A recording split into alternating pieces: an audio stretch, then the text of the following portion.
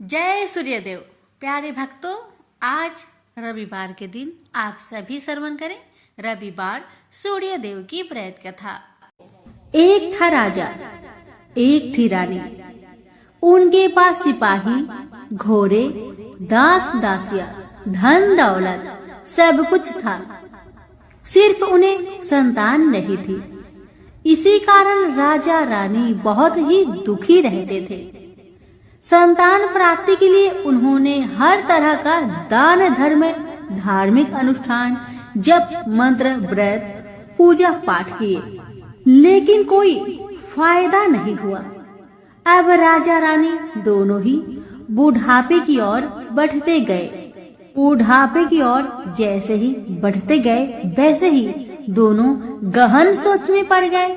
ये सोचकर कि उनकी कोई संतान नहीं है, तो फिर इतने बड़े राज्य का क्या होगा? कौन बनेगा इस राज्य का वारिस? कौन लेगा प्रजा की जिम्मेदारी? राजा रानी दिन रात इसी चिंता में रहने लगे। उन्हें तो अब खाना पीना भी अच्छी नहीं लगती। एक सुबह की बात है कि राजा के दरबार में एक साधु जी आए, तो दासी रानी को इतला करती है। तब वह दासी से कहती है, यह मेरा अंतिम दान धर्म है। इसके बाद मैं अपने हाथों से कोई दान धर्म नहीं करूंगी। रानी चावल भरा छाछ हाथ में लेकर बाहर आती है और साधु की झोली में भिक्षा डालने के लिए आगे बढ़ती है, तो उसके चेहरे पर छाई हुई चिंता साधु की दृष्टि में आती है। वह पूछते हैं, क्या बात है रानी साहिबा, क्या हुआ है?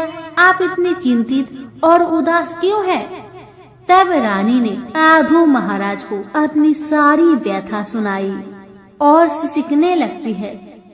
उस पर वह साधु कुछ पल गंभीर हो जाते हैं और कहते हैं, चिंता मत करना रानी साहिबा, आपकी संतान होगी, आपकी इच्छा पूरी हो जाएगी। चिंता ना करें, आपकी कोख से एक पुत्र जन्म लेगा। मात्र वह 14 साल तक ही आप लोगों को मिलेगा। उसके आगे वह इस मृत्यु लोक में नहीं रह पाएगा। इससे बढ़कर आपको कुछ देना मेरे लिए संभव नहीं है।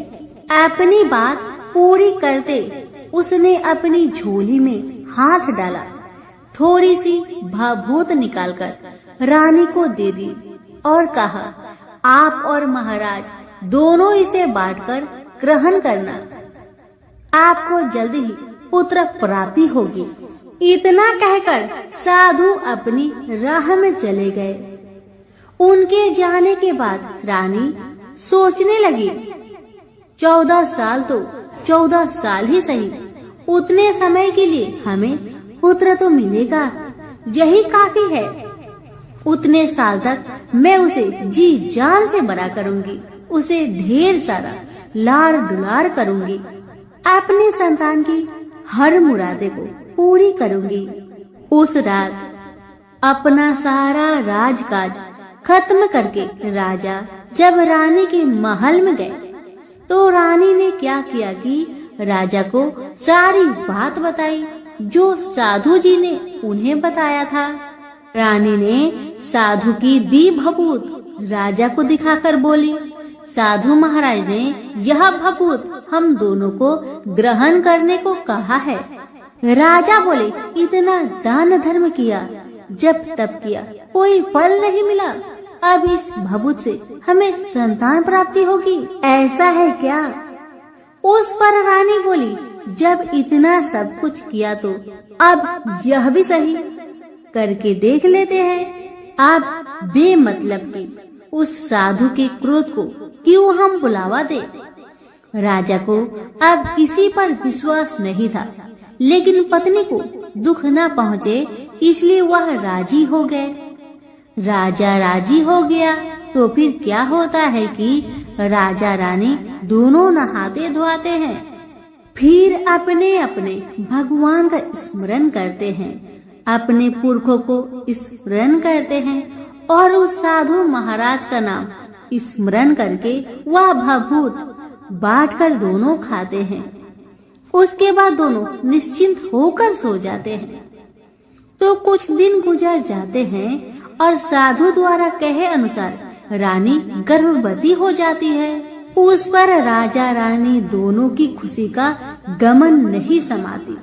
राजा रानी से बोला, महारानी सचमुच साधु महाराज की कृपा हो गई। समय बीतते गया, 9 महीना पूरा हो गया तो रानी ने एक सुंदर गोरे पुत्र को जन्म दिया।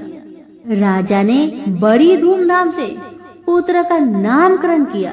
सारे राज्य में 8 दिन तक अन्य सत्पर्ण रखा, उत्सव मनाया गया।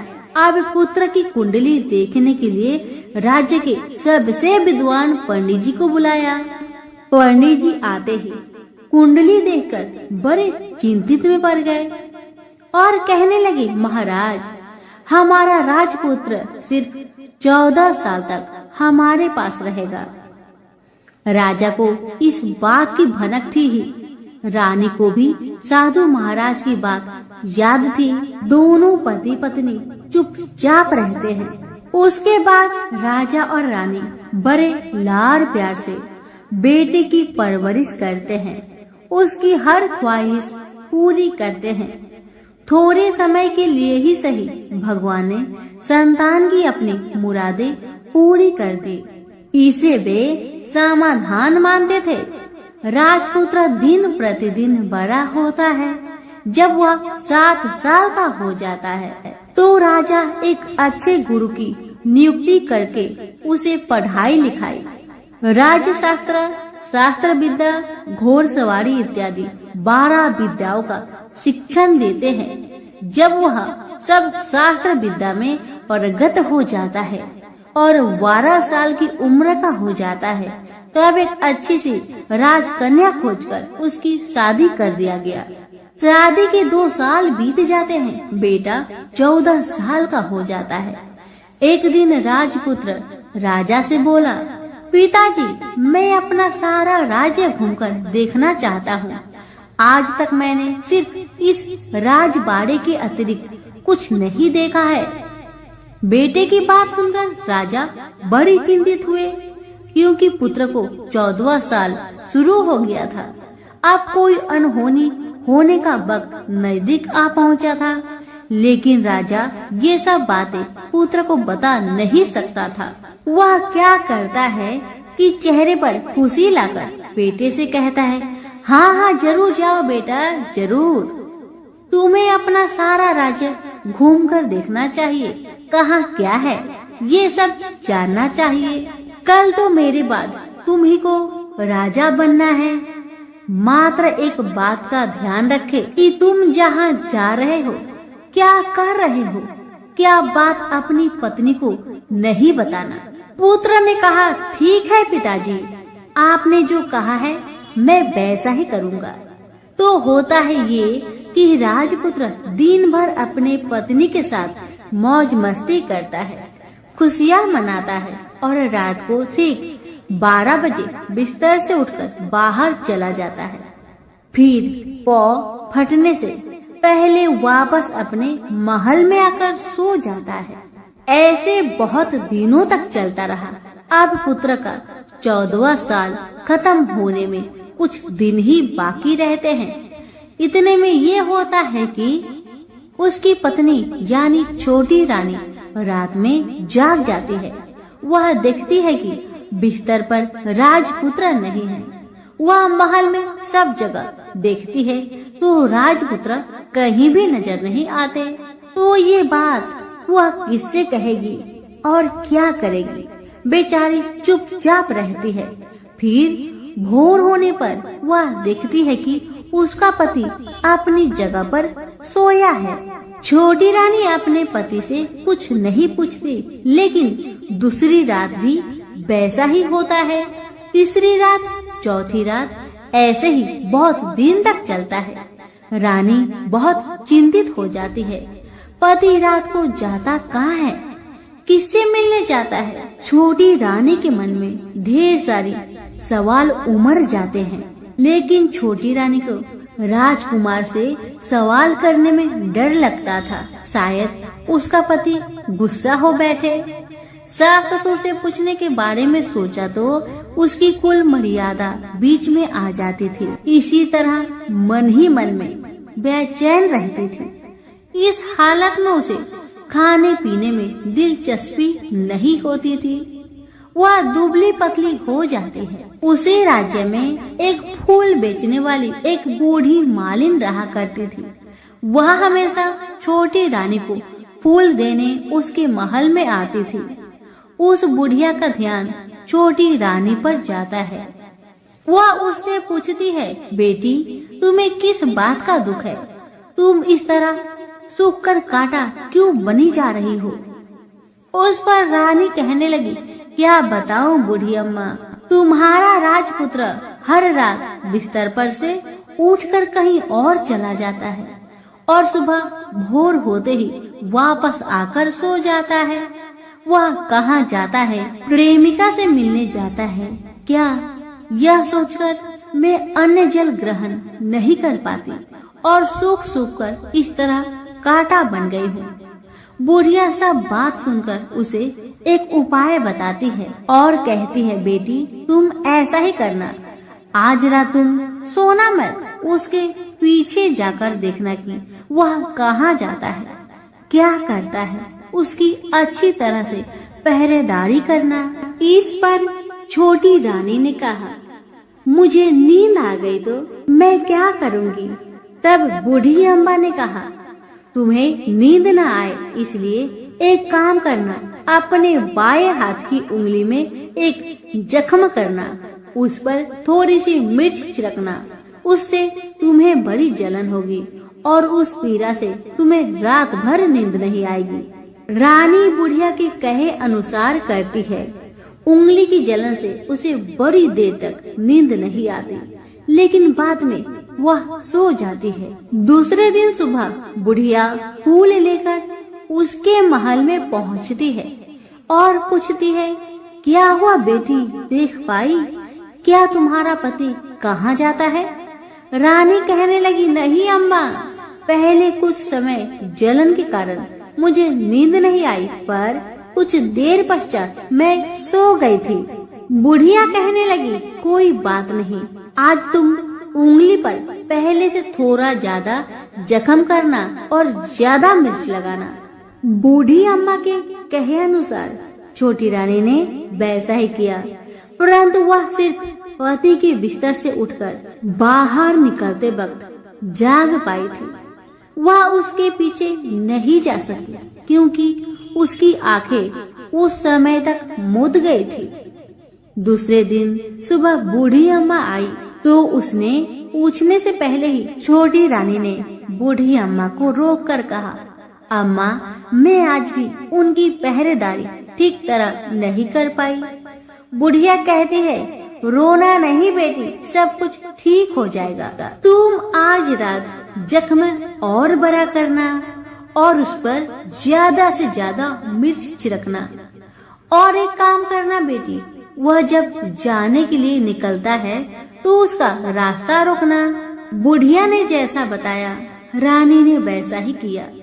आज रात उसे नींद नहीं आती। अब जैसे ही रात के 12 बजे राजकुमार बिस्तर से उठकर जब महल से निकलने लगे तो बुढ़िया के कहे अनुसार रानी ने वैसा ही किया।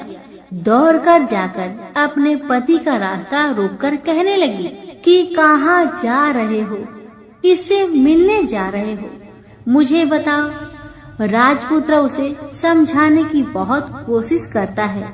देखो, अगर मैंने तुम्हें वह बताया तो मैं तुम्हें दोबारा नहीं मिल पाऊंगा। पत्नी कहने लगी, कोई बात नहीं, ना मिल पाओ, लेकिन आप रात के समय कहाँ जाते हो ये मुझे पहले बताओ। अब राजपुत्र निरुपाय हो जाता है। पत्नी की जिद के आगे उसकी एक नहीं चल पाती। ठीक उसी समय उसका 14वां साल खत्म होकर 15वां साल लगने वाला था। जो होता है वह हो जाने दो, वह सोचता है। कुछ चावल मंत्रों से सिद्ध करके पत्नी को देकर कहता है, इन चावलों के दानों को दोनों हाथों की मुट्ठी में पकड़ना। पहले दाएं हाथ में पकड़े चावल मेरे ऊपर फेंकना। मैं कौन हूँ तुम्हें पता चल जाएगा। बाद में बाएं हाथ में पकड़े चावल मेरे ऊपर फेंकना। मैं जैसा था तुम्हें मिल जाऊंगा। लेकिन यदि तुम बाएं हाथ के चावल मेरे ऊपर फेंकना भूल गई तो मैं तुम्हें कभी नहीं मिल पाऊंगा। राजकुमारी ने कहा, मैं नहीं भूलूंगी। रानी बड़े आत्मविश्वास के साथ कहकर दाएं हाथ में पकड़े चावल पति के ऊपर फेंक दिया तो राजपुत्र एकदम एक विशाल घोड़ा बन जाता है। एकदम उद्यमा सफेद गर्दन पर लंबी आयल देखते देखते वह तेजी से दौड़ने लगता है। रानी उस घोड़े को एकदम आश्चर्य से देखने लगती है और पति ने बाएं हाथ के चावल फेंकने की जो बात कही थी वह भूल जाती है। उसकी आंखों के सामने घोड़ा महल से बाहर निकलकर चला गया। घोड़ा जो महल से बाहर गया तो वह वापस नहीं आया। अब रानी को बड़ा पश्चाताप हुआ। वह स्वयं को कोसने लगी, लेकिन अब कोई फायदा नहीं होने वाला था। राजपुत्र अब वापस नहीं आने वाला था। सुबह होते ही महाराजा महारानी को सब बात पता चली। उन्हें बहुत दुख हुआ। वे बिस्तर पकड़ते हैं और राह देखते हैं कि एक दिन उनका बेटा वापस आ जाए। इस तरह 1 महीना गुजरा, 2 महीने गुजरे, 3 महीने गुजरे, आखिर 6 महीने पूरे हुए। राजपुत्र का कोई आता पता नहीं लगा। प्रधान राजपुत्र को ढूंढने के लिए राज्य के गांव-गांव सिपाही भेजा गया, लेकिन उन्हें कोई सफलता नहीं मिली। इधर रानी अपनी हठ के कारण पति गायब हो गया, यह सोचकर स्वयं को मन ही मन कोसती रही और प्रण लेती है कि कुछ भी करके पति को ढूंढ लाएगी और उसे वापस घर ले आएगी। एक दिन वह सुबह उठकर सास ससुर के महल में जाती है और कहती है कि मैं अपने पति की खोज में जा रही हूँ। महाराजा महारानी को और क्या चाहिए था, बस उनका बेटा उन्हें वापस मिल जाए। बहू को उन्होंने अनुमति दे दी और कहा कि बेटी तुम्हें जहाँ जाना है जाओ, जो करना है करो, पर मेरा बेटा को लेकर ही वापस आना। भगवान तुम्हें कामयाबी दे। अब रानी क्या करती है कि अपना शाही भेष बदलकर एक सेठानी बन जाती है। कुछ दास दासियों को, कुछ नौकरों को साथ में लिया, कुछ सामान साथ लिया और राज्य की सीमा पर जाकर वहाँ एक भोजनालय खोल दिया। वह आने वाले सब यात्रियों को खाना मुफ्त में देने लगी। मात्र एक शर्त रखी कि खाने वालों को उसकी देखी कोई अजीब चीज उसकी मालकिन को यानी राजकन्या को बतानी पड़ेगी। तो वहाँ आने वाला हर नागरिक अपनी तरफ से मैंने यह देखा, मैंने वह देखा कहकर वहाँ से मुफ्त खाना खाकर जाता था। परंतु रानी को जो बात चाहिए थी वह अब तक किसी से नहीं मिली थी। ऐसे ही कुछ दिन बीत गया तो इधर होता है कि रानी के महल फूल लेकर जाने वाली बुढ़िया के एक बेटा और बहू थे। उनका एक छोटा बेटा था, यानी बुढ़िया का एक पोता था। बेटा और बहू सुबह काम के लिए निकलते थे तो पोते को संभालने की जिम्मेदारियां बुढ़िया पर रहती थी। बुढ़िया दिन भर पोते को संभालती थी। एक दिन होता है कि बुढ़िया को पान खाने की आदत थी, तो पान खाने के लिए चूना चाहिए था। बुढ़िया उसे तैयार करने के लिए सीपियाँ लेकर आई। इन सीपियों भूनने के लिए गोबर के कंडे चाहिए थे। कंडे इकट्ठा करने के लिए वह बांस की टोकरी लेकर चरवाहे के मैदान में गई। वहाँ बहुत सारे कंडे थे। उन्हें जमा करते करते उसे घर आने में अंधेरा हो गया। इस और शाम होते ही काम से वापस बेटा बहू घर पहुँचे तो देखा कि बच्चा घर पर अकेला है और रो रहा है। वे दोनों गुस्से से लाल पीले हो गए। इतने में बुढ़िया घर आ पहुंची। बेटा ने पूछा, पोते को घर पर अकेला छोड़कर तुम कहाँ गई थी? बुढ़िया बताने लगी कि मैं गोबर के कांडे इकट्ठा करने गई थी। इस पर बेटा बोला, दोबारा बच्चे को अकेला घर पर छोड़कर यदि कहीं गई तो मैं तुम्हें बहुत पीटूंगा। बुढ़िया कहने लगी, नहीं बेटा, फिर कभी ऐसा नहीं करूंगी। लेकिन दूसरे ही दिन बुढ़िया वह बात भूल गई और फिर चरवाहे के मैदान पर कांडे इकट्ठा करने चली गई। शाम को जब बेटा बहू काम से वापस लौटे तो देखते हैं कि बच्चा घर पर अकेला है और वह रो रहा है। अब उसके बेटे की सहन शक्ति खत्म होने लगी और बुढ़िया के वापस आने पर उसे घर से निकाल दिया। बुढ़िया रात भर घर के बाहर अंधेरे में बैठी रही और सुबह होते ही हाथ में टोकरी लेकर कंडे इकट्ठा करने के लिए निकल गई।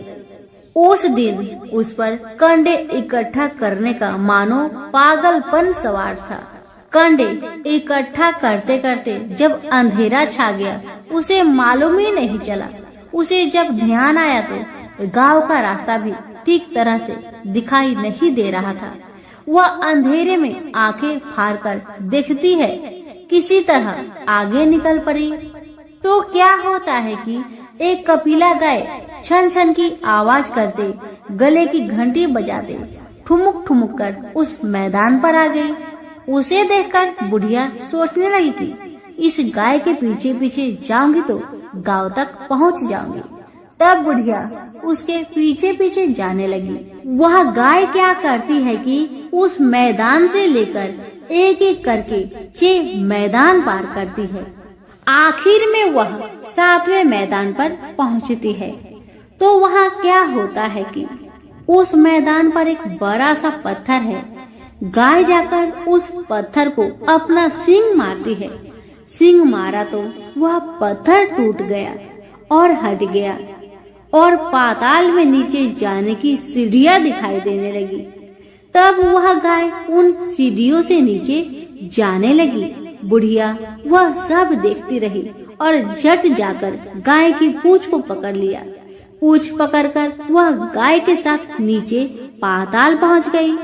पाताल में पहुंचते ही तुरंत गाय की पूंछ छोड़ दी और इधर उधर देखने लगी। वहीं से बुढ़िया ने देखा कि पाताल में सब जगह जगमगाहट है, दिया दीप जलते हैं और तेज रोशनी गाय के ऊपर पड़ रही है और वहाँ अद्भुत घटनाएं घटने लगी। गाय के नीचे जाते ही उसके गले में अपने आप सांकल पड़ गई और छमछम करके कोई दूधारी में गाय का दूध दुहने लगी। लेकिन जो भी कोई वह कर रहा है वह मात्र दिखाई नहीं दे रहा। बुढ़िया बहुत घबरा गई, कहाँ आकर फंस गई। वह सोचने लगी कि और यहाँ वहाँ छिपने के लिए जगह ढूंढने लगी, लेकिन उसे कहीं भी जगह नहीं मिली। हर जगह उजाला ही उजाला था। तो वह जो एक कोने में खड़ी रह गई और जो कुछ सामने हो रहा था उसे चुपचाप देख रही थी। कुछ पल के बाद वहाँ झट से एक उम्दा सफेद घोड़ा आया। वहाँ 2 कुंड थे। उसमें से एक कुंड में उस घोड़े ने छलांग लगाई और ऊपर आ गया। अब उसे राजपुत्र का रूप प्राप्त हो गया। राजपुत्र बनने के बाद उसने दूसरे कुंड के पानी में स्नान किया। वहाँ रखे नए कपड़े पहने। नजदीक ही एक सुंदर पलंग था, उस पर आकर बैठ गया। उसके सामने अपने आप 5 पकवानी की थाली आ गई, दूध की एक प्याली आ गई, 5 सुपारी आ गई। उसके सामने एक दिया जलता रहा। राजपुत्र ने खाना खाया, दूध पिया, 5 सुपारी खाया और बिस्तर पर लेट जाने से पहले सूर्य देव का स्मरण करके सामने जलते हुए दिए से पूछा, दिए दीप कर मेरे माता पिता क्या कर रहे हैं? दिया बताने लगा, बेटे के शोक में डूबे हैं। राज्य कौन संभाल रहा है? राज्य प्रधान संभालता है। मेरी पत्नी क्या करती है? दिया बोला, उसने चौराहे पर भोजनालय शुरू किया है और आते जाते लोगों से वह नई खबर के बारे में पूछती है। दिए के यह कहते ही राजपुत्र कहने लगा, ठीक है। उसके बाद वह सो गया। बुढ़िया कोने में खड़ी रहकर यह सब देखती रही। ऐसी अद्भुत घटना उसने जिंदगी में पहली बार देखी थी। उसे अंदर ही अंदर चुलबुलाहट होने लगी। वह अपनी भूख प्यास भूल गई और आगे क्या होता है कि उसे उत्सुकता से देखने लगती है। लेकिन उसके बाद और कुछ घटनाएं नहीं घटती। रात गुजर गई और सुबह हो गई। सुबह होने पर पलंग पर सोया राजपुत्र उठा और फिर से पहले वाले कुंड में छलांग लगाई तो वह फिर से घोड़ा बनकर कुंड से बाहर आ गया। बाहर आते ही वह तेजी से उस पाताल नगरी से बाहर निकल गया। लेकिन वह कहाँ गया, बुढ़िया को कुछ पता नहीं चला। उसके बाद पिछली रात की तरह कोई उस गाय का छमछम करके दूध दुहने लगा। जैसे ही दूध दुहाना खत्म हुआ, उसके गले की साकल अपने आप खुल गई और वह गाय तेजी से ऊपर जाने लगी, सीढ़ियाँ की ओर भागने लगी। गाय को दौड़ते देखकर बुढ़िया सोचने लगी, अब गाय के साथ यहाँ से ऊपर जाना ही समझदारी है, नहीं तो कोई मुसीबत आकर मेरे ऊपर टपक जाएगी। झट से उसने गाय की पूंछ पकड़ ली और गाय के साथ ऊपर आ गई। गाय जब ऊपर मैदान में पहुंची तो उस सुरंग का रास्ता अपने आप बंद हो गया और उसके मुख पर एक बड़ा सा पत्थर पूर्ववत खड़ा हो गया। ऊपर आकर वह गाय जंगल की ओर निकल गई तो इधर बुढ़िया एकदम बावली सी हो गई। उसने पाताल नगरी में जो कुछ देखा वह जल्दी से जल्दी किसी को बताने के लिए उतावली हो उठी। उसे एकदम याद आया है कि नगर की सीमा पर कोई औरत भोजनालय चलाती है और नई बात बताने वालों को अच्छा खाना पीना मुफ्त में देती है। वह सोचने लगी कि क्यों न मैं यह बात उस औरत को जाकर बताऊं। यदि उसे यह बात पसंद आ गई तो बाकी जीवन खाने पीने की झंझट से मुक्ति मिलेगी। बुढ़िया ने मन में तय किया और तुरंत उस भोजनालय के द्वार पर टंगे नगारे के सामने खड़ी हो गई और जोर जोर से नगारा बजाना शुरू किया। नगारे का इस तरह शोर सुनकर मालकिन यानी छोटी रानी मन से प्रसन्न हो जाती है कि शायद कोई बड़ी बात लेकर यहाँ आया है। रानी सिपाहियों को आदेश देती है, जाइए और जो कोई आया है उसकी अच्छी खातिरदारी कीजिए। आदेश पाते ही सिपाही नीचे दौड़ गए तो एक बुढ़िया नगारा बजा रही है।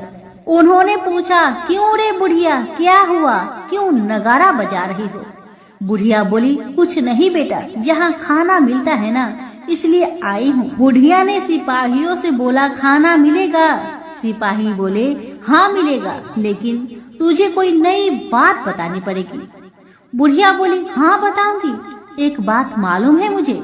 इस पर सिपाही उसे अंदर लेकर आए। उनको मालकिन का आदेश था कि जो कोई बूढ़ा बुजुर्ग वहाँ आए उनके साथ अच्छी तरह पेश आना, उनका अच्छा आदर आतिथ्य करना। तो सिपाही ने इस बुढ़िया का भरपूर आदर आतिथ्य किया। उसे बड़ी सी थाली भरकर व्यंजन परोसते हैं। बुढ़िया कुछ दिनों से भूखी थी, वह खाने पर टूट पड़ी। खाना खाने के बाद सिपाही ने उसे नई साड़ी पहनने को दी। उसके बाद उसे लेकर रानी के पास आए। बुढ़िया और रानी ने तुरंत एक दूसरे को पहचान लिया। बुढ़िया बोली, बेटा तुम हो? और रानी बोली, बुढ़िया अम्मा आप है?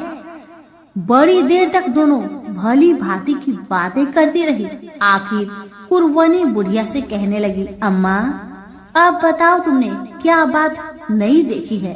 बुढ़िया बोली, मैंने कोई नई बात देखी नहीं है, वह तो मेरे पास तुम्हें देने के लिए खाने के लिए पैसे नहीं थे, इसलिए मैंने झूठ कहा और नगारा बजाया। रानी ने कहा, अम्मा घबराना नहीं, मैं किसी को तुम्हारा नाम नहीं बताऊंगी। फिर भी बुढ़िया मैंने क्या देखा, कब देखा करके आनाकानी करने लगी। इस पर कुंवर रानी ने उससे कहा, देखो अम्मा, यदि तुमने मुझे वह नई बात बताई तो मैं जिंदगी भर तुम्हारी देखभाल करूंगी, तुम्हें रानी माता की तरह रखूंगी। अब बुढ़िया बताने को तैयार हो गई। उसने जो कुछ उस चर गवाहे वाले मैदान पर देखा था वह सब कुछ कुंवर रानी को बता दिया। बुढ़िया की वे बात सुनकर कुंवर रानी को यकीन हो गया कि वह राजपुत्र उसी का पति है। वह तुरंत बुढ़िया से कहने लगी, अम्मा मुझे उस जगह पर ले चलो। तब बुढ़िया बोली, नहीं बेटी, वह पाताल राज्य है, साफ है, यदि किसी ने तुम्हें देख लिया तो तुम्हारी जान खतरे में पड़ सकती है।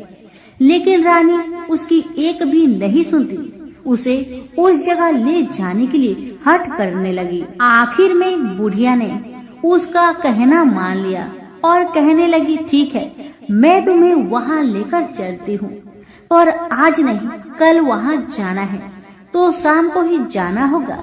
तो दूसरे दिन दोपहर को रानी बुढ़िया के साथ उस मैदान पर गई और एक जगह छुपकर गाय की आने की राह देखने लगी। दिन ढलते ही अंधेरा घेरने लगा है और गाय हमेशा की तरह वहां आ गई। मैदान के उस कोने में जाकर उसने पत्थर पर सींग मारा तो झट से पत्थर हटकर वहां सुरंग में जाने का रास्ता खुल गया। गाय उस रास्ते से नीचे उतरने लगी तो बुढ़िया रानी से कहने लगी, जल्दी आगे बढ़ो बिटिया, हम गाय की पूंछ पकड़कर नीचे उतरेंगे। तो दोनों गाय की पूंछ पकड़कर नीचे उतर गई। बुढ़िया पहले जिस कोने में छिपी हुई थी उसी कोने में छिप गई। अब नीचे सब कुछ पहले जैसा घटित हो रहा था। गाय के गले में अपने आप साकल पड़ गई। कोई अदृश्य रूप से उसका दूध दोहने लगा। एक सफेद उद्मा घोड़ा ने आकर एक कुंड में छलांग लगाई तो राजपुत्र के रूप में ऊपर आया। वह राजपुत्र दूसरे कुंड में नहाने लगा। बाद में उसके सामने खाने की थाली आ गई, दूध की प्याली आ गई, पान बीड़ा आ गई। राजपुत्र सब ग्रहण करके सोने के लिए पलंग पर गया तो सोने से पहले सूर्य देव का स्मरण करके दिए से पूछने लगा, दिए दिए दीपंकर, मेरे माता पिता क्या कर रहे हैं? तो दिया कुछ जवाब नहीं दिया, बल्कि वह बुझने लगा है। तब राजपुत्र को कुछ अघटित हुआ। इसका संदेह हो गया कि वह उदास हो गया और जो कुछ हुआ है वह हो जाने दो, ऐसा सोचकर सोने के लिए बिस्तर पर लेट गया। अब रानी का संयम छूट गया। वह दौड़कर पति के पास गई और उसके पैर पकड़ने के लिए आगे बढ़ने लगी। राजपुत्र तुरंत ही पत्नी को पहचान लिया। वह झट से पीछे हट गया और चिल्लाने लगा, नहीं नहीं, मुझे मत छूना, सर्वनाश हो जाएगा। रानी दोनों हाथ जोड़कर पति से अपनी भूल स्वीकार करने लगी। स्वामी, मुझसे भूल हो गई है। मुझे आपसे नहीं पूछना चाहिए था कि आप रात को कहाँ जाते हो। मैं अपनी भूल स्वीकार करती हूँ। मुझे मेरी भूल की सजा मिल गई है। अब आप घर चले। आपके वियोग में आपके माता पिता ने बिस्तर पकड़ लिया है। आपकी प्रजा भी बहुत दुखी है। उस पर राजपुत्र कहने लगा, वही तो, एक बार तुम गलती कर बैठी हो, अब दोबारा मत करना, नहीं तो आज मैं तुम्हें जो दिख रहा हूँ वह भी नहीं दिखूंगा। रानी अब विलाप करने लगी, जोर जोर से जमीन पर सिर पटकने लगी। राजपुत्र के मन में उसके प्रति दया उत्पन्न हो गई। वह उससे कहने लगा, यदि तुम मुझे पाना चाहती हो तो तुम्हें एक काम करना होगा। काम कठिन है, लेकिन वह तुम्हें अकेले करना होगा। कहो स्वामी, आप क्या कहते हैं?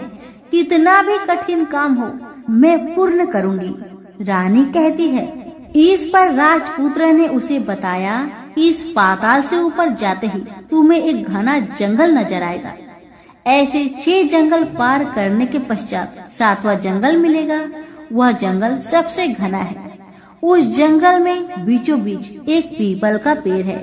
उसके आसपास की जगह पत्ते, फंदे, जटाएं, कांटे इत्यादि से ढक चुकी है। वहाँ बाघ, शेर, भालू, सांप सभी धमा चौकड़ी बैठी है। तुम्हें उन सबको भगाकर वह जगह साफ करनी है। उसकी गोबर से लिताई करके पवित्र बनाना है। रंगोली से सजाना है। उसके बाद वहाँ धूप कपूर अगरबत्ती जलानी है। फूल कुमकुम से पेड़ की तने की पूजा करनी है। दूध दही से बने चावल का भोग चढ़ाना है। यह सब तुम्हें दोपहर के 12 बजने के पहले करना होगा। 12 बजने के समय तुम्हें उस जगह पर बैठकर सूर्य भगवान का ध्यान करना होगा। ठीक 12 बजे सूर्य भगवान का रथ वहाँ उतरेगा। वे वह सब देखकर खुश हो जाएंगे और कहेंगे, जिस किसी ने यह सब किया है उसे मैं मनचाहा फल दूंगा। तो तुम सामने जाकर उसके रथ का दाहिना घोड़ा मांगना, मैं तुम्हें मिल जाऊंगा। इतना बात कहकर राजपुत्र अपने पलंग पर सो गया और छोटी रानी भोर होने की राह देखने लगी। भोर होते ही वह बुढ़िया के साथ गाय की पूंछ पकड़कर ऊपर आ गई। ऊपर आने के बाद वह बुढ़िया से कहने लगी, अम्मा अब मैं अकेले ही आगे जाऊंगी, तुम भोजनालय वापस जाओ। वह जंगल में जाकर राजपुत्र की बताई जगह ढूंढने लगी और स्वयं आरी से वह जगह साफ कर दी। बाद में राजपुत्र ने जैसे बताया वैसी लिपाई पुताई करके वापस आ गई। दूसरे दिन पौ फटने से पहले ही और जंगल में उस जगह पहुंची। वहां जाकर इत्र गुलाब का पानी छिड़ककर वह जगह सुगंधित की। धूप अगरबत्ती जलाकर उसे पवित्र किया और पूजा की। सब सामग्री वहां तैयार रखकर सूर्य भगवान का ध्यान करने बैठ गई। जैसे कि पति ने बताया था, दोपहर को ठीक 12 बजे सूर्य भगवान का रथ उस पीपल के पेड़ पर आकर रुका है। सूर्य भगवान ने जब रथ से नीचे देखा तो सुगंधित वातावरण देखकर बहुत खुश हुए और फिर बोले, जिस किसी ने यह काम किया है वह यहाँ आकर मुझसे कुछ भी मांगे, मैं उसे दूंगा। रानी ने जब ये सब सुना तो बिना समय गवाए दौड़कर उनके सामने आ गई और उनको साष्टांग नमस्कार करके बोली, भगवान वह मैं ही हूँ, मैंने यह जगह साफ की है। भगवान बोले, अच्छा तो तुम्हें जो चाहिए वह मुझसे मांगो। तो छोटी रानी बोली, भगवान मुझे आपके रथ का दाहिना घोड़ा चाहिए। सूर्य भगवान बोले, नहीं नहीं, मैं तुम्हें और कुछ भी दे सकता हूँ, लेकिन यह घोड़ा नहीं दे सकता। मेरे रथ के 12 घोड़े हैं, तुम चाहो तो कोई और घोड़ा ले लो, लेकिन दाहिना घोड़ा नहीं, वह मैं तुम्हें नहीं दे सकता। छोटी रानी ने एक नहीं सुनी। वह सूर्य देव से एक ही बात कह रही थी, वही दाहिना घोड़ा दे दीजिए, नहीं तो मैं आपके पैरों में गिरकर अपनी जान दे दूंगी। अब सूर्यदेव धर्म संकट में पड़ गए। उन्होंने वचन दे दिया था, अब अपने वचन से पलट भी नहीं सकते थे। भगवान ने कहा, ठीक है, दे दिया तुम्हें घोड़ा। सूर्य देव ने कहा, फिर एक बात और भी कही, देखो मैंने तुम्हें घोड़ा तो दिया है, लेकिन वह तुम्हें यहाँ नहीं मिलेगा, तुम्हें उसे पाताल में जाकर लाना होगा। रानी बोली, पाताल में ही क्या भगवान, मैं उन्हें पाने के लिए कहीं भी जा सकती हूँ। रानी को वचन देकर सूर्यदेव अपने मार्ग से चले गए और इधर रानी जंगल से अपने भोजनालय में आ गई। फिर वह बुढ़िया को लेकर उस मैदान पर आ गई। जल्दी ही शाम हो गई। शाम होते ही वहाँ वह गाय आ गई और उसने सींग मारकर सुरंग का पत्थर हटाया तथा नीचे उतरने लगी। रानी और बुढ़िया जल्दी जल्दी उसकी पूंछ पकड़कर नीचे उतर गए। नीचे पाताल में सब घटनाएं पहले की तरह ही घटने लगी। घोड़े का एक कुंड में नहाकर राजपुत्र बन जाना, नहा धोकर पलंग पर जाकर बैठना, तो उसे खाने की थाली, दूध की प्याली आना, पान पीरा आना। लेकिन आज एक बात नई घटी। आज दो दो थाली, दो दो दूध की प्याली, दो दो पान पीरे उसके सामने आए। वह कुछ नहीं बोला। अपने हिस्से की थाली खाकर, दूध पीकर और पान पीरा चबाकर वह सोने चला गया और हमेशा की तरह दिए से पूछने लगा, दिए दिए दीपंकर, मेरे माता पिता कैसे हैं? दिया बताने लगा, वे दोनों तुम्हारे शोक में मरने की स्थिति में पहुंच गए हैं। राजकुमार ने कहा, ऐसा?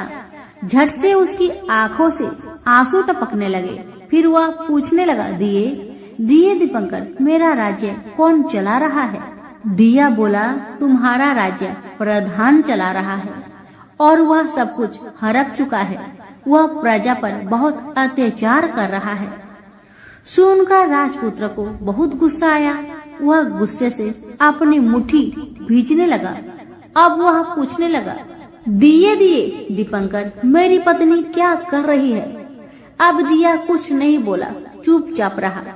अब रानी का संयम जवाब दे गया। वह दौड़कर पति के गले लग गई। अब मैं तुम्हें मिल गया, राजपुत्र कहने लगा। सच कहते हो, अब आप फिर से घोड़ा तो नहीं बनोगे ना? पत्नी ने कहा। पति ने कहा, नहीं, दोबारा घोड़ा नहीं बनूंगा मैं। तुमने जो इतने सारे कष्ट उठाए हैं मुझे पाने के लिए, इसलिए सूर्य देव ने मुझे सदा के लिए घोड़े के जन्म से मुक्त कर दिया है। राजपुत्र ने बड़े प्यार से कहा और उसे गले लगाया। उसके आंसू पोंछे। कुछ देर पश्चात भोर हो गई तो गाय की श्रृंखला टूटकर वह ऊपर फूलों पर जाने लगी। रानी, राजपुत्र और बुढ़िया उसकी पूंछ पकड़कर ऊपर आ गए। ऊपर आने पर वे सीधे भोजनालय में पहुँचे। वहाँ का सब सामान लोगों में बांट दिया और उसको ताला लगाकर अपने राज्य में लौट गए। राजपुत्र वापस आता और उसके तेवर देखकर प्रधान घबरा गया। राजपुत्र ने उसे बंदी बनाकर कैद खाने में डाल दिया और राज्य की बागडोर अपने हाथ में ले ली। उसके बाद वह अपने माता पिता को मिलने उनके महल में गया। तब राजपुत्र क्या देखता है कि उसके माता पिता उसके शोक में सिर्फ पंजर बने हुए हैं। पुत्र को वापस आया देखकर मरणासन राजा रानी की आंखों से टप टप आंसू बहने लगे। इन दोनों ने पुत्र को गले लगाया, उसे प्यार से सहलाया।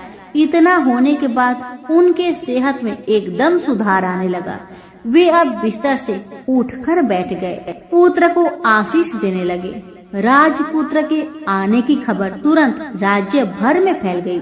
प्रजा खुशी से फूली नहीं समाई। प्रजाजन राजमहल के सामने इकट्ठे हो गए।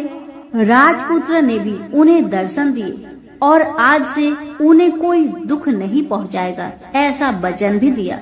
अब राजा अपने पुत्र का राज्य अभिषेक करके उसे सिंहासन पर बैठाता है और बहू को महारानी का दर्जा देता है और स्वयं अपनी पत्नी के साथ ईश्वर स्मरण करते हुए खुशी से दिन बिताता है। महाराज बना राजपुत्र अच्छी तरह से राज्य चलाने लगा और अपनी पत्नी के साथ सुख शांति से जीवन बिताने लगा। उस बुढ़िया को रानी ने अपने ही पास रख लिया। उसकी अच्छी तरह से देखभाल करने लगी। बुढ़िया और उसके बुढ़ापे के दिन खुशी से गुजरने लगे। तो प्रेम से बोलिए, सूर्य भगवान की जय हो। प्राचीन काल में एक बुढ़िया रहती थी। वह नियमित रूप से रविवार का व्रत करती थी।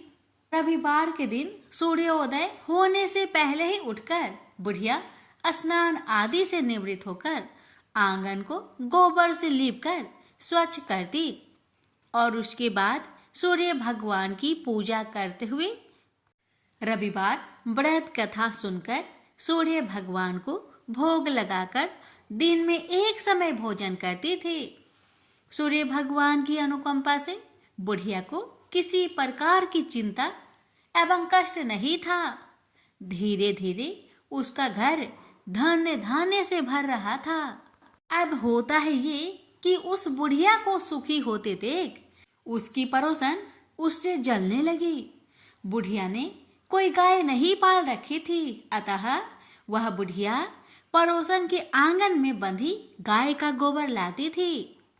पड़ोसन ने अपनी दिमाग लगाकर कुछ सोचकर उसने अपनी गाय को घर के भीतर ही बांध दिया।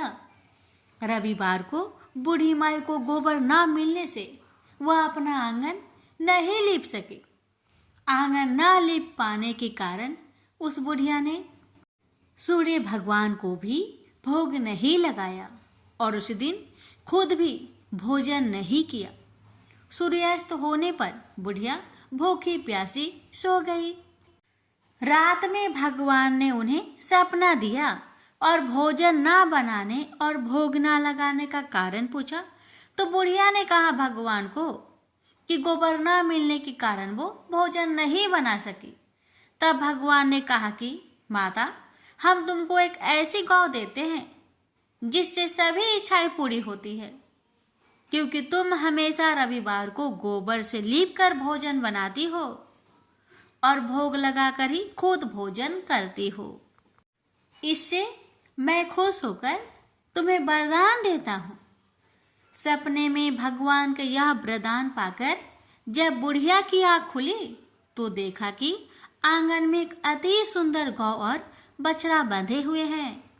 गाय और बछड़े को देखकर वह खुश हो जाती है और घर के बाहर बांध देती है और खाने को चारा डाल देती है। जब पड़ोसन ने वृद्धा के घर के बाहर अति सुंदर गौ और बछड़े को देखा तो देश भावना से प्रेरित होकर उसका हृदय जल उठा और जब उसने देखा कि गाय ने सोने का गोबर दिया है तो वो गाय का सोने का गोबर ले गई और अपनी गाय के गोबर उसकी जगह रख दिया। रोजाना वह ऐसा करती रही और सीधी साधी बुढ़िया को कानों कान इसकी खबर तक ना होने दी। तब सर्वव्यापी ईश्वर भगवान सूर्य नारायण ने सोचा कि चालाक पड़ोसन की वजह से बुढ़िया ठगी जा रही है, तो उन्होंने शाम के समय अपनी माया से बड़े जोर की आंधी ला दी। आंधी की भय से बुढ़िया ने अपनी गाय को अंदर ही बांध दिया।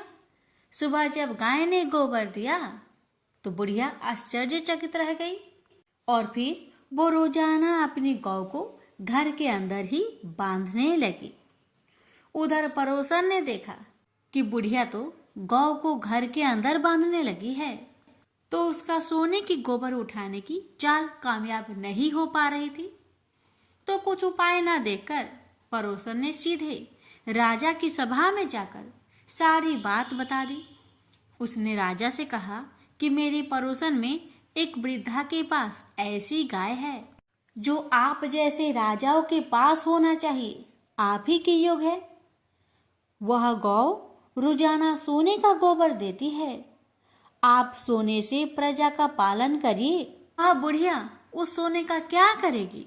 राजा ने यह बात सुनकर अपने दूतों को बुढ़िया के घर जाकर गौ लाने की आज्ञा दे दी।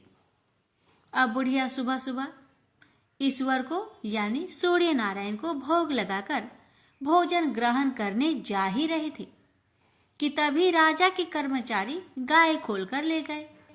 यह देखकर बुढ़िया काफी रोई, जोर जोर से चिल्लाई, लेकिन कोई कर्मचारी ने एक ना सुनी। उस दिन फिर वृद्धा गौ के वियोग में भोजन ना कर सकी और रात भर रो रो कर सूर्य नारायण से गाय को पुनः पाने की प्रार्थना करती रही। वहीं दूसरी ओर राजा गौ को देखकर बहुत प्रसन्न हुआ और सुबह ही जैसे वह उठा सारा महल गोबर से भरा दिखाई देने लगा। राजा यह देखकर घबरा गया। भगवान ने राजा को सपने में कहा था कि हे राजा, गाय बुढ़िया को लौटा देने में ही तेरी भलाई है। रविवार के व्रत से प्रसन्न होकर मैंने ही उसे यह गाय दी थी। सुबह होते ही राजा ने बुढ़िया को बुलाकर बहुत सारे धन के साथ सम्मान सहित गौ और बछड़ा लौटा दिया। इसके साथ ही पड़ोसन को भी बुलाकर उचित दंड भी दिया। ऐसा करने से राजा के महल की गंदगी दूर हुई और उसी दिन राजा ने नगरवासियों को आदेश दिया कि अपनी समस्त मनोकामनाओं की पूर्ति के लिए रविवार का व्रत रखा करे। प्रेम से बोलिए सूर्य नारायण की जय। हे सूर्य नारायण, जैसी कृपा आपने बुढ़िया माई पर करी, वैसे ही कृपा आपकी कथा कहने वाले, सुनने वाले, हुक्कार भरने वाले सभी भक्तों पर करना और सभी भक्तों की हर मनोकामना को पूर्ण करना। जय सूर्य नारायण। एक माँ बेटी थी। माँ गाय चराने जाती। चैत्र का महीना आया, सूरज रोठा का रविवार आया। माँ ने बेटी से कहा, बेटी आज तेरे व मेरे लिए 2 रोट बना ले, मैं गाय चरा कर आती हूँ, फिर तू और मैं दोनों पूजा करेंगे। बेटी ने माँ के निमित्त एक रोट तैयार किया। इतने में सूरज भगवान जोगी का रूप धारण करके आए और बोले, माई भिक्षा दो। बेटी ने कहा, मेरा रोट अभी पका नहीं है। जोगी ने कहा कि मैं जाता हूं। बेटी ने सोचा कि जा तक खाली नहीं जाना चाहिए और उसने माँ के रोट में से किनार खांडी करके जोगी को थोड़ा रोट दे दिया। माँ गाय चरा कर आई। बेटी से बोली, मेरा रोट कहाँ है? खंडित रोट देकर माँ बावली हो गई। वो घी रोठो दे, रोठा माइली कौरो दे कहती नगरी में घूमने लगी। बेटी डर के मारे पीपल के झाड़ पर बैठ गई। 3-4 दिन निकले। बेटी भूखी प्यासी बैठी रही। सूरज भगवान को उस पर दया आई। सूरज भगवान ने उसके लिए पानी का लोटा व चूरमा भेज दिया। एक दिन एक राजा का कुंवर शिकार करके आया और उसी पीपल की ठंडी छाया में बैठा और बोला, कितना अच्छा होता कि पीने को थोड़ा पानी मिल जाता। ऐसा सुनते ही लड़की ने थोड़ा पानी डाला। राजा के कुंवर ने कहा, मुझे बहुत भूख लगी है, कोई खाने को दे तो अच्छा होगा। लड़की ने ऊपर से चूरमा डाला। कुंवर की भूख प्यास मिट गई। वह विचार करने लगा कि यहाँ कोई है। यह सोचकर राजा ने अपने सिपाहियों को पीपल के पेड़ पर खोज करने भेजा। उन्होंने सब जगह देखा, उन्हें कुछ नहीं मिला। तो राजा का कुंवर खुद ऊपर चढ़ा और ढूंढा तो वो लड़की मिली। राजकुंवर ने कहा कि तू कौन है? तब लड़की ने अपनी कहानी सुनाई। राजा के कुंवर ने कहा, मेरे साथ शादी करोगी? लड़की बोली, आप तो नगर के राजा हैं, मैं गरीब व अनाथ लड़की हूँ, मेरे कोई नहीं है। राजा जी माने नहीं। गाजे बाजे के साथ उस कन्या को पीपल के नीचे ब्याह कर घर ले गए। बहुत दिन बीते। एक दिन माँ घूमती घामती महल के बाहर पहुंच गई और आवाजें देने लगी, घी रोठो दे, घी रोटा माइली कोर दे। बेटी छत पर खड़ी देख रही थी। रानी ने सिपाहियों को भेजकर माँ को बुलाया और एक कमरे में ठहराया। कमरा बंद कर दिया। एक दिन राजा जी ने सारी चाबियां मांगी। रानी ने 6 कमरों की चाबियां दी पर 7वें कमरे की चाबी नहीं दी। राजा ने जीत करके 7वें कमरे की चाबी लाकर 7वां कमरा खोला तो आगे सोने की शिला देखी। राजा ने रानी से पूछा, ये क्या है? रानी ने कहा, ये मेरे पीहर की भेंट है। राजा बोले, हमको आपका पीहर देखना है। रानी ने कहा, मेरे पीहर नहीं है, आप तो मुझे पीपल के पेड़ के नीचे से ब्याह कर लाए थे। राजा हट करने लगे तो रानी सूरज भगवान से विनती करने लगी और 1.25 पहर का पीहर वासा मांगा और राजा रानी पीपल के पेड़ के नीचे आए। वहां सारा कुटुंब था। कोई कहे मौसा जी आया, कोई कहे जीजा जी आया, तो कोई कहे फूफा जी आया। राजा रानी का अच्छा सत्कार किया। राजा को परिवार देखकर बहुत आनंद हुआ। 1 पहर पूरा हुआ। रानी घर चलने को कहने लगी। राजा बोला, इतना बढ़िया ससुराल इतनी जल्दी नहीं छूटेगा। अब तो रानी कुंवर की चिकोटी काटने लगी, उसे रुलाने लगी और कहा कि मेरे तो कुंवर रो रहा है, आप राजा जी जल्दी चलो। राजा रानी को पीहर वालों ने खूब दिया और विदा किया। जल्दी में राजा जी अपने पैरों की मोचरी व घोड़ी का तजना वही भूल गए। थोड़ा आगे जाते ही राजा को याद आया तो सिपाहियों से कहा कि रथ वापस घुमाओ, मेरी घोड़ी का तजना और मेरे पैरों की मोचरी वही रह गई है। रानी कहने लगी कि इतनी सी चीज के लिए पीछे वापस क्यों जाते हो? इतना धन उन्होंने दिया है। राजा ने एक नहीं सुनी। पीपल के नीचे गए और देखा कि वहां राजा जी का सामान पड़ा है, पत्ते उड़ रहे हैं, पर कोई परिवार वैभव नहीं है। राजा बोले, रानी ये सब क्या है? रानी बोली, मैंने सूरज भगवान से 1.25 पहर का पीहर बासा मांगा।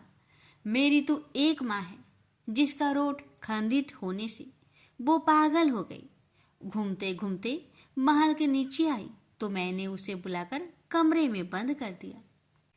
उसकी सोने की सीला हो गई। इतना सुनते ही राजा ने नगर में ढिंढोरा पिटवाया कि चैत्र के किसी भी रविवार को पीहर बासे के लिए सूरज जी का व्रत करना चाहिए। जैसे सूरज भगवान ने रानी पर प्रसन्न हो उसे पीहर बासा दिया, वैसे सब पर सूरज भगवान कृपा करे। खोटी की खरी, अधूरी की पूरी, सूरज भगवान की जय। द्वारपर की बात है।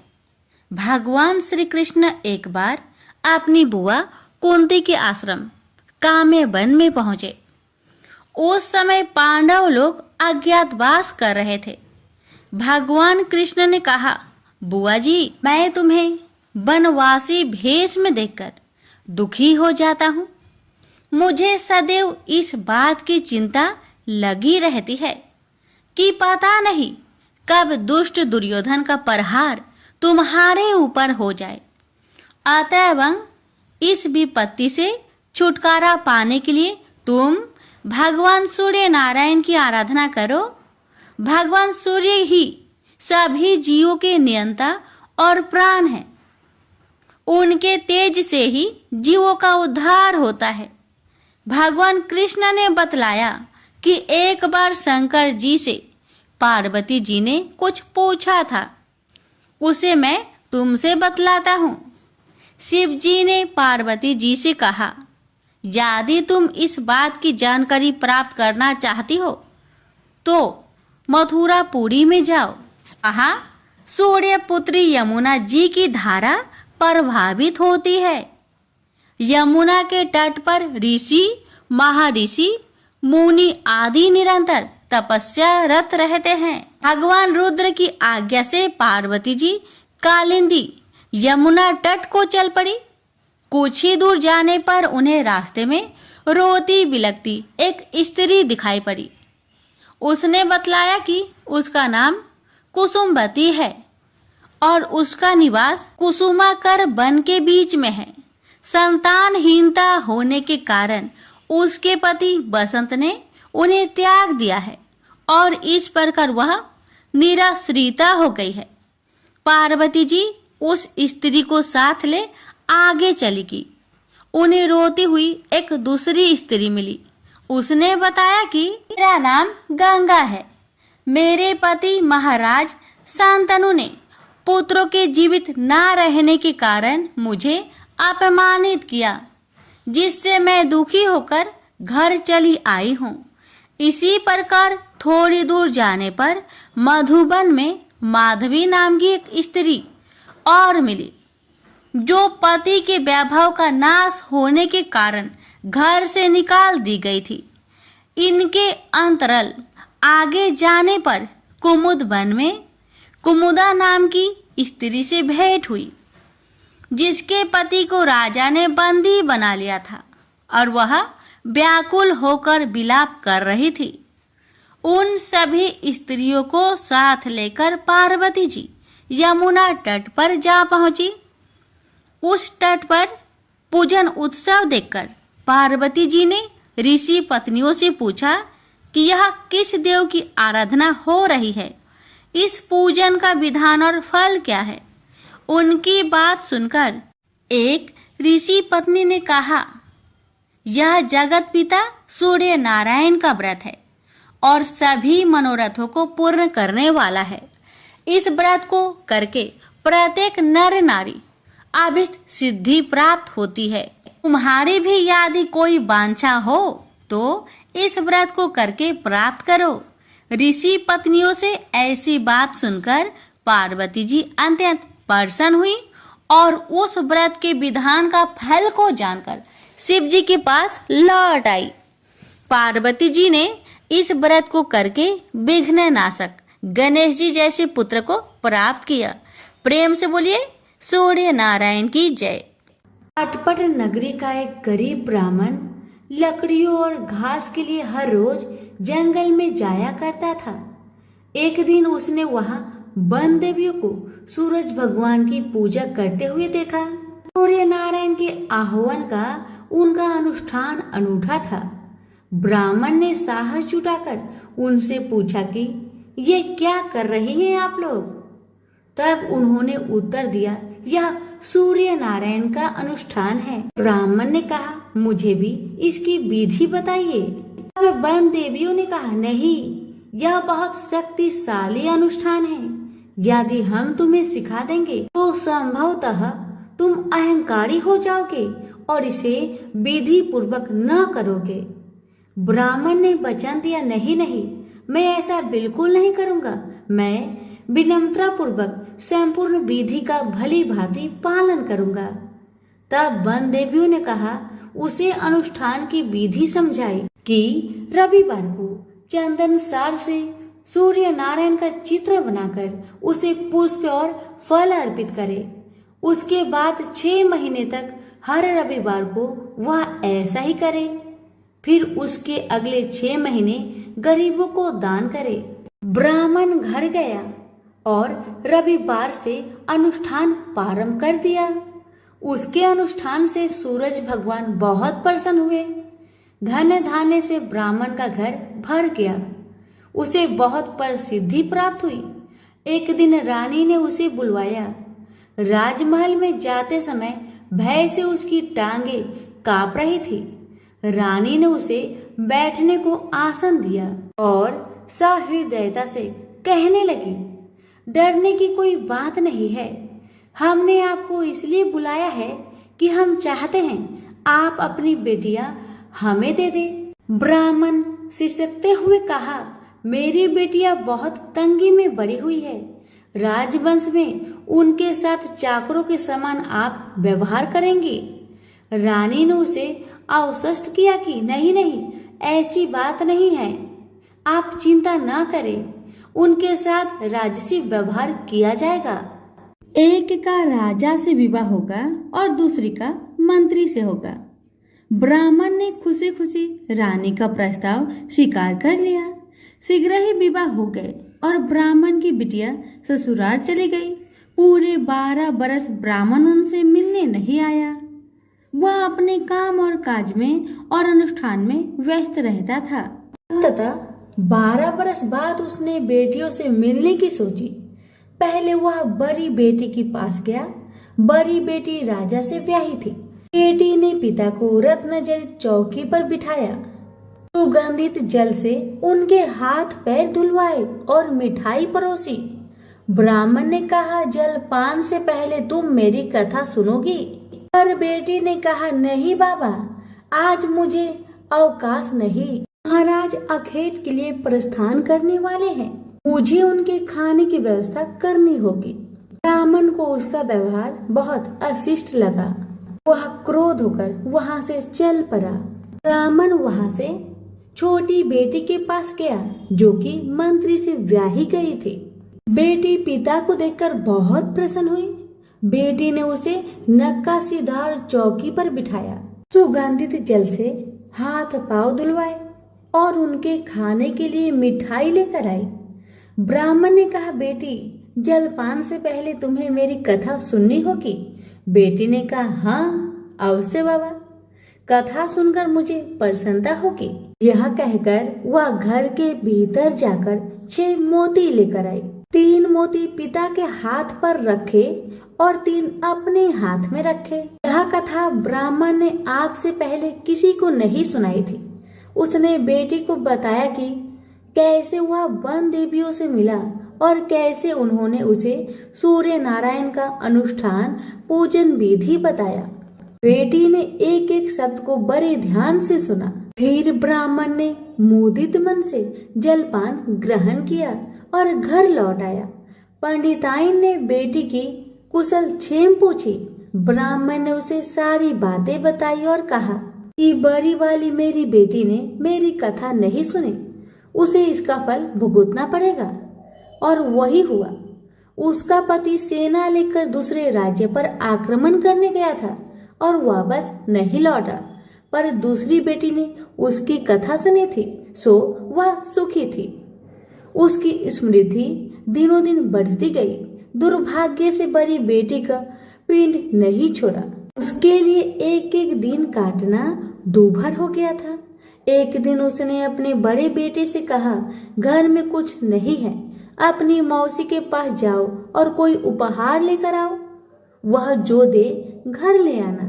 अगले रविवार को राजकुमार मौसी के घर गया। वहां वह तालाब पर गया और स्नान करने आई औरतों से पूछा, तुम किसके यहाँ काम करती हो? उन्होंने उत्तर दिया, हम मंत्री की पत्नी की दासियां हैं।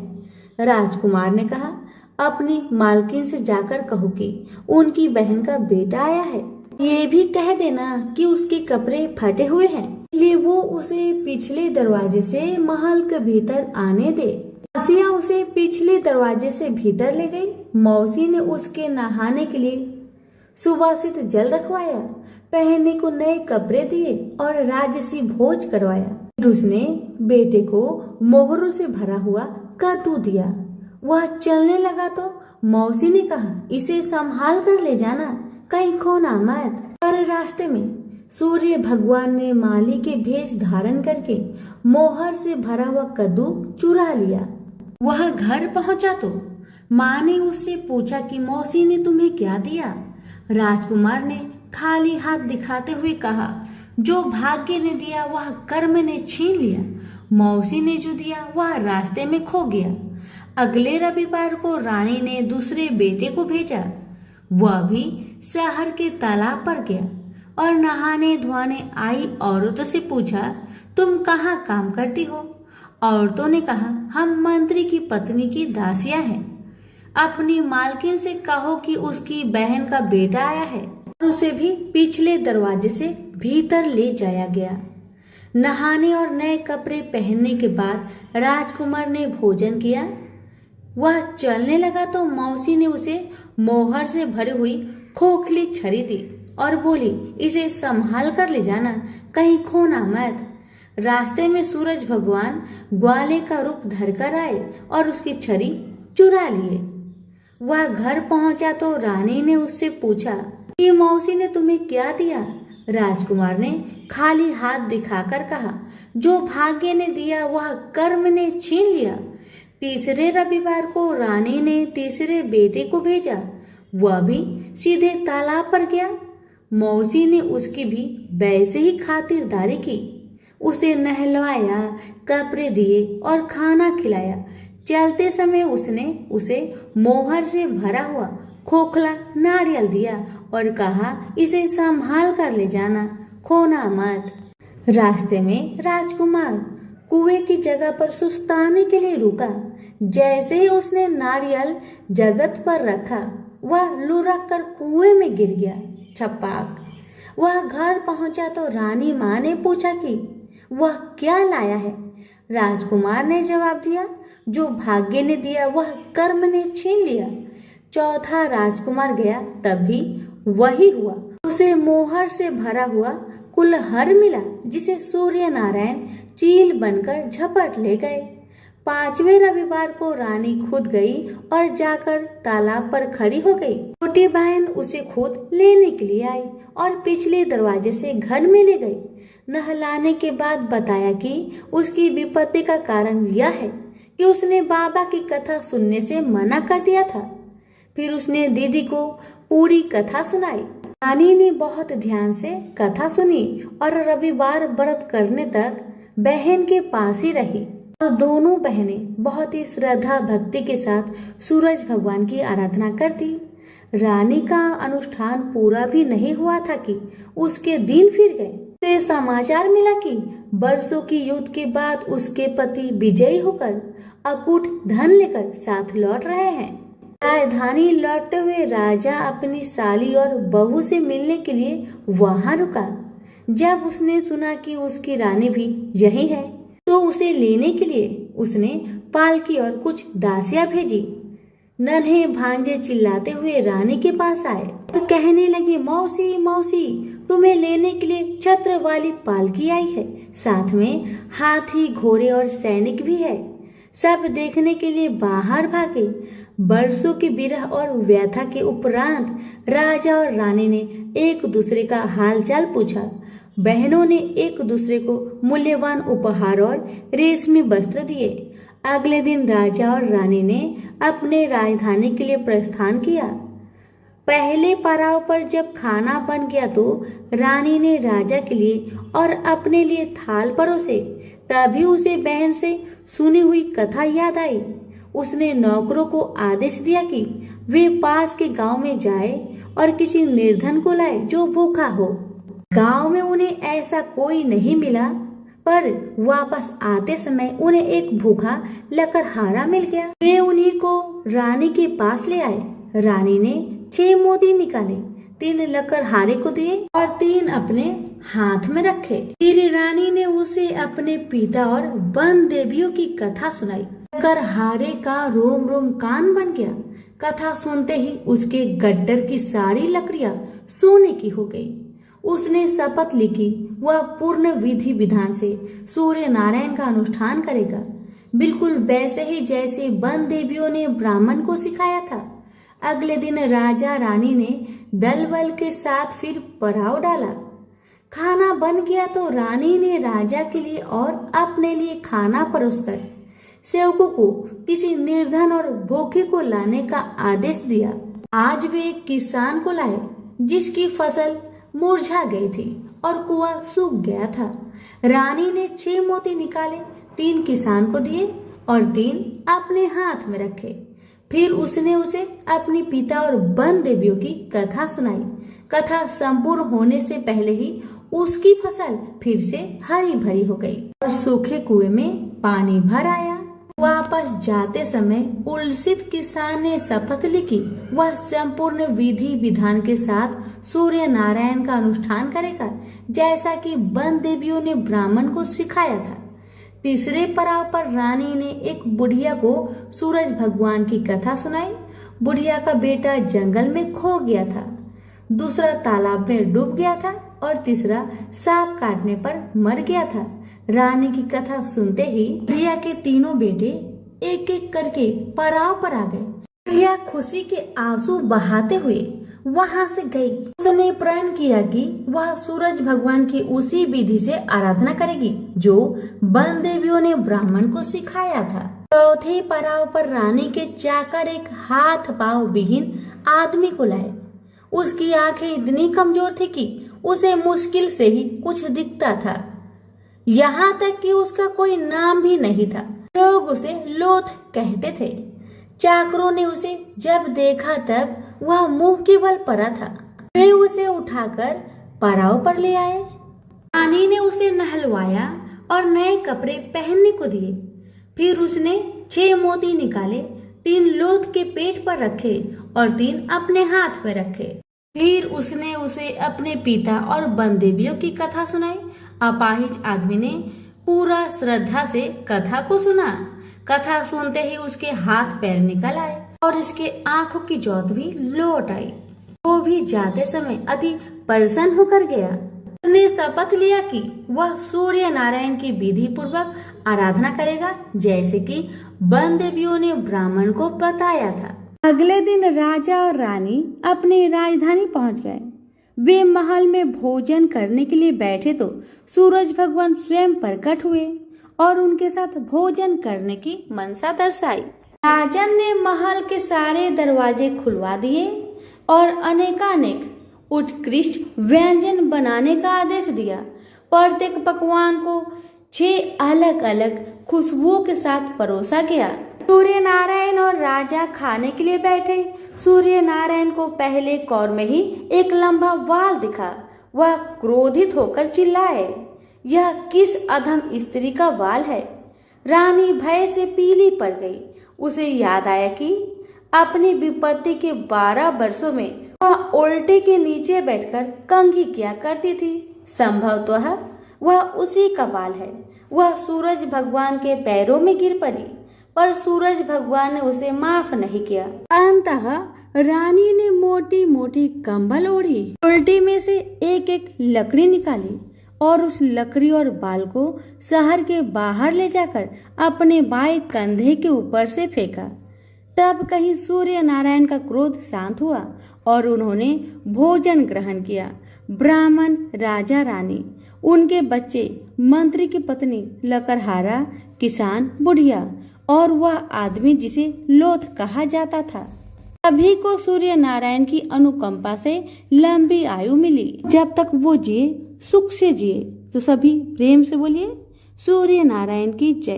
कथा अच्छी लगे तो दूसरों को शेयर करना ना भूले। धन्यवाद।